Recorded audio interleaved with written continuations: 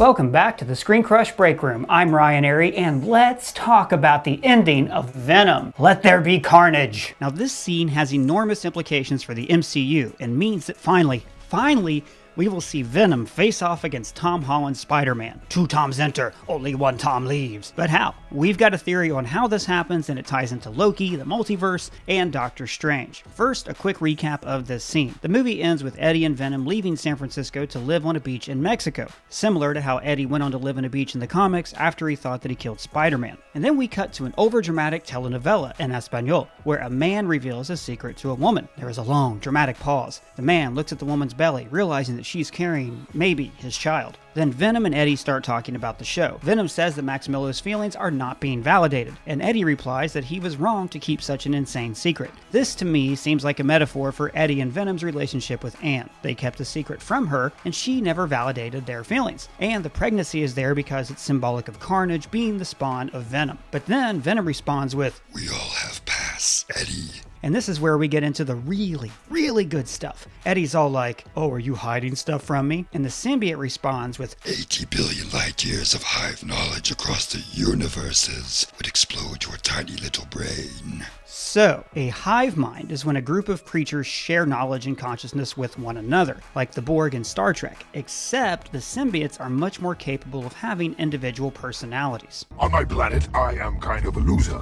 We are the Borg. Lower your shields and surrender your ships. So the Venom symbiotes share knowledge with one another, but they don't have a single consciousness or personality. But the key part of that sentence is hive knowledge across universes, meaning the multiverse. So let me give a quick qualification on what multiverse means. We've done a lot of videos on this, like this one where we showed that Loki and Doctor Strange have almost the exact same vision. So the first time we saw the multiverse in the MCU was not in Loki. It was in Ant-Man, when Scott shrinks down into the quantum realm. This is another universe, so by definition it is part of a multiverse. Doctor Strange took this idea even further, showing other different universes, including the quantum realm. Now, none of these universes are like our own. They all have their own laws of physics and reality, just like Hank Pym said. It means that you would enter a reality where all concepts of time and space become irrelevant. And the Ancient One actually calls the multiverse by name. Who are you in this vast multiverse? Mr. Strange? But then Avengers Endgame expanded the idea of the multiverse by creating the idea of branching timelines and parallel universes to our own. Every time the Avengers time travel, they created a branching reality. The Ancient One even refers to these as separate universes. Now this may benefit your reality, but my new one, not so much. And then, of course, Loki introduced us to the proper multiverse. Several timelines intertwined like a rope that formed the sacred timeline. This was all maintained by He Who Remains to prevent the existence of an evil version of himself from another reality. Some of us, new worlds meant only one thing: new lands to be conquered. After his death, the multiverse explodes and splits off into countless infinite timelines. So what does all this have to do with Venom entering the MCU? So Venom offers Eddie the chance to see a tiny fraction of his people's hive mind, and this causes an effect. The telenovela begins to crap in and out, and the static symbol mixes with the DailyBugle.net TV show. Symbolically, it's interesting that it's the TV that begins to show Eddie sliding into a new dimension, because the TV is a way that we view media, and that's really what all these different multiverses are. Different TV shows and movies that we watch on screens. So then there's these strange rumbling sounds.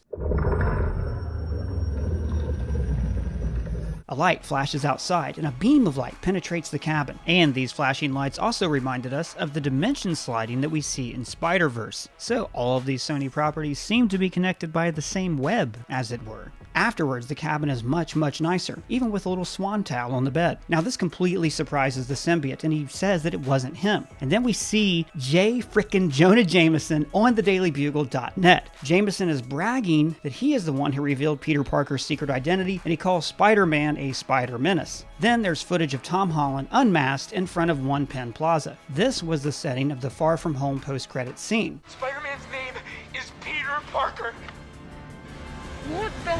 Now, this is not the same clip. This is a different broadcast that takes place a little later, probably during the events of No Way Home. But Jameson's DailyBugle.net background and logo are the same. I was so pumped to see J.K. Simmons return as J. Jonah Jameson, kicking off the live-action Spider-Verse. Though there is a big difference between our two JJs. One really let his hairline go. Someone must have told this JJ that the best way to prevent hair loss is to start when you still have hair left. That is why I use Keeps, the sponsor of this video. There's actually a history of hair loss in my family, so when my hair started to thin, I didn't waste any time. So believe me, if your hair is starting to thin, don't put it off. Start using Keeps now. Treatments can take up to 4 to 6 months or more to see results, so it's important to act fast, and you have to start early and stick with it. The sooner you start using Keeps, the more hair you'll save. It's even proven to work on a symbiote scalp. Listen carefully, Eddie.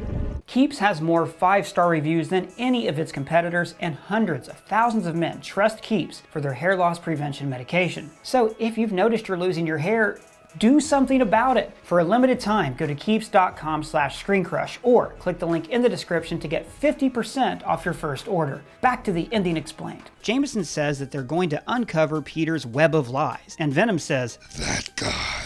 before licking the screen. So, how did this happen? How does it connect to Loki and Spider-Man No Way Home? Well, first of all, it's important that the symbiotes already exist across the multiverse. Remember, Venom said that they exist in different universes. It makes sense. They are parasites, and parasites constantly seek out new life to feed off of. But I'm betting that the symbiotes don't live in many parallel realities that obey the same laws of physics, because Venom seems so surprised. They likely live in weird dimensions like we saw in Doctor Strange. So when the symbiote lets Eddie's mind, a human mind, have access to this vast multiverse of knowledge, their connection allows them to shift through the multiverse. I'm going to lay out a couple of theories that are possible before I tell you my favorite one. So remember how in Loki, all of the realities that made up the sacred timeline were depicted as parallel rings running next to each other? Then, after He Who Remains was killed, they suddenly expand and collide into one another. This could have created certain places where spaces between universes were kind of thin, like the thinnies that Stephen King describes in the Dark Tower books. Miss Minute's recap of the multiversal war even alludes to the timelines being too close to one another. Countless unique timelines battled each other for supremacy.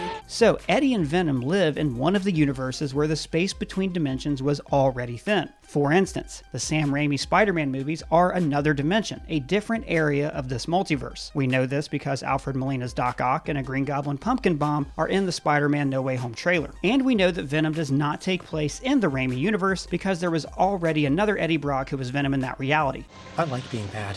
You know, I love Topher Grace. He was great in that movie. Anyways, if the Raimi movies are in another reality, then why is the Daily Bugle masthead the same in this movie? It could be because this is a timeline where the lines between realities are thin and easily bleed into one another. So, in the No Way Home trailer, we see Doctor Strange try to rewrite reality so no one remembers Peter's secret identity. I was wondering if maybe you could make it so that he never did. But this goes wrong. It's likely that reality splits off, and this is why Strange uses trains as a metaphor to describe multiplying timelines. So this incident could also be how Venom was brought into the MCU along with the other villains. How cool would it be if we see Dr. Octopus and the others observing a very similar phenomenon before they slide into the MCU? Now, it is interesting that Venom seems to know who Spider-Man is. He says, "That guy," then menacingly licks the screen. Why?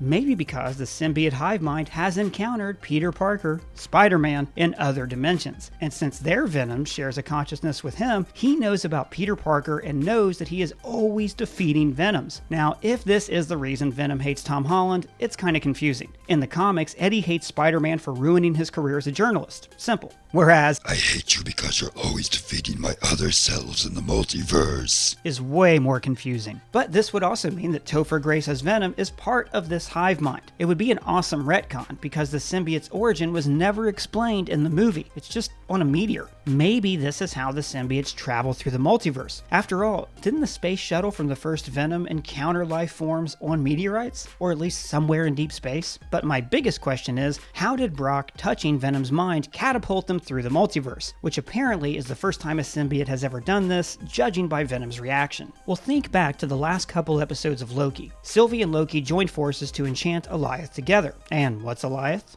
A creature created from all the tears in reality. So Alioth is a kind of time cloud that exists in several realities at once. Do you see where I'm going with this? Alioth is very similar to this hive mind of symbionts that cross over into several different universes. Now, when Loki joins with Alioth, he sees and hears the visions from the beginning of Loki episode 6. Now again, we broke that vision down frame by frame in this video and compared it to Strange's vision, so check that video out if you have time. So Loki's vision catapults him throughout the history of the MCU. We begin with Iron Man and end with the present day. But this vision also takes him on a journey through different realities, reached through black holes. Then there's this tunnel of light. This tunnel is exactly like the one that Strange traveled through in his vision, and it's very similar to the lights that Venom and Eddie see in their own electric multiversal acid trip. Then that tunnel of light reveals each universe inside the sacred timeline, which, like I said, are depicted as individual strands, which, like I said, are now chaotic branches crossing into each other. The sounds are even very similar. So how did this happen? Loki and Sylvie are beings with an individual consciousness.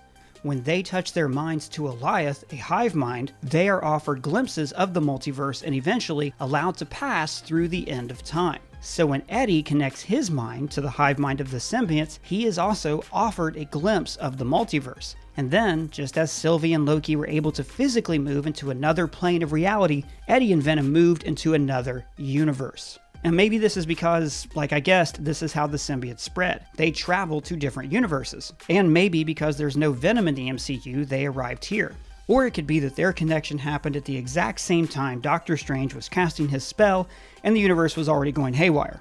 Now this is an interesting way for them to cheat Venom into the MCU. Years ago, Sony exec Amy Pascal said that Venom was in the MCU, and Kevin Feige said no he's not. And then Amy said, well, he is in a Marvel movie.